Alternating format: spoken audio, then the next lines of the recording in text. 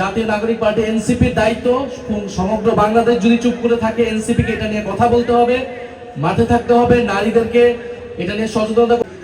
যে সম্ভাবনা, যে পরিশ্রম আমরা এই নির্বাচনে দেখেছি, জাতীয় নির্বাচনে তার থেকে দ্বিগুণ ভালো ফলাফল আমরা আশা করছি যে আমরা সামনে স্থানীয় নির্বাচনে পাবো ইনশাআল্লাহ। আর দেশের যে সামগ্রিক পরিস্থিতি, সেই পরিস্থিতি নিয়ে আপনারা সচেতন থাকবেন। জাতীয় নাগরিক পার্টি এনসিপি বিরোধী দলের ভূমিকায় সংসদ এবং সংসদের বাইরে উভয় জায়গায় তার অবস্থান শক্তিশালী রাখতে হবে। আমরা আজকে বা গতকালকে দেখলাম যে ফ্যাসিস্টের দোসর যে প্রেসিডেন্ট এখনো রয়ে গিয়েছে, সে তার বক্তব্য শেষে বাংলাদেশ জিন্দাবাদ বলে বক্তব্য শেষ করছেন। আগে এটা জয় বাংলা বলে তার বক্তব্য শেষ করতেন।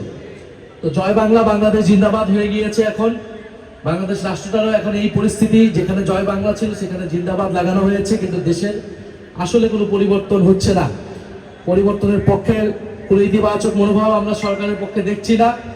মার্চ মাসে আগে মুজিব থাকতো, সেখানে জিয়া প্রতিস্থাপিত হয়েছে, একটা দলের জায়গায় আরেকটা দল প্রতিস্থাপিত হচ্ছে, কিন্তু বাংলাদেশের মানুষের ভাগ্যের পরিবর্তন হচ্ছে না। আমাদের নারীরা আরো নিরাপত্তাহীনতায় ভুগতেছে। ইন্টারিম সময়ে আমরা নারীদের নিরাপত্তাহীনতা নিয়ে অনেক কথা শুনেছি, আমরা নিজেরাও বলেছি। এখন যে সারা দেশে মহামারীর মতো ধর্ষণ, নারী নিপীড়ন, শিশু ধর্ষণ, শিশু হত্যার মতো জঘন্যতম নিকৃষ্ট অপরাধ দেখছি, কিন্তু এটা নিয়ে আমরা কোনো ধরনের কথা দেখতে পাচ্ছি না, পত্রিকায় লেখালেখি দেখতে পাচ্ছি না।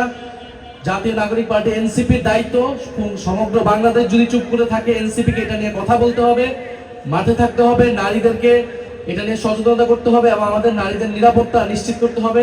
আপনারা হাতে দেখেছেন যে শাপলাকলিতে ভোট দেওয়ার জন্য সেখানে একজনকে ধর্ষণ করা হয়েছে, এবং যখন সেই অভিযোগ আমরা করেছি, মামলা নেওয়ার কথা বলেছি, সেই অভিযোগকে উড়িয়ে দেওয়া হয়েছিল, মিথ্যা বলে সোশ্যাল মিডিয়ায় প্রচার করা হয়েছিল।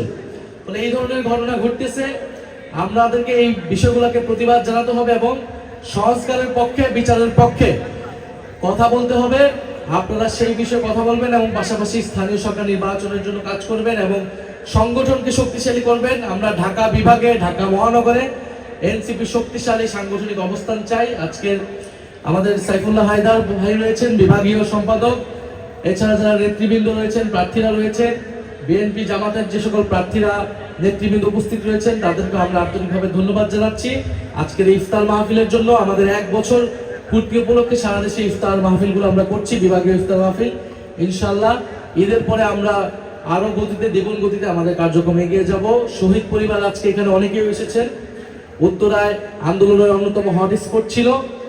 শহীদ পরিবারদের প্রতি আমাদের আহ্বান, আমাদের মেসেজ থাকবে যে বিচারের দাবিতে আমরা এখনো সরব রয়েছি।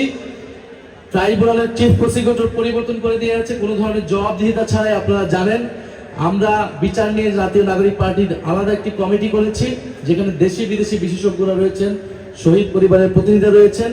আমরা টাইম টু টাইম আপডেট জানাবো এই বিচার কি গাফিলতি হচ্ছে কিনা, এবং যদি কোনো ধরনের গাফিলতি থাকে আমরা ইনশাল্লাহ আপনাদেরকে সাথে নিয়ে মাঠে থাকবো। আমাদের জন্য দোয়া রাখবেন। আসসালামু আলাইকুম।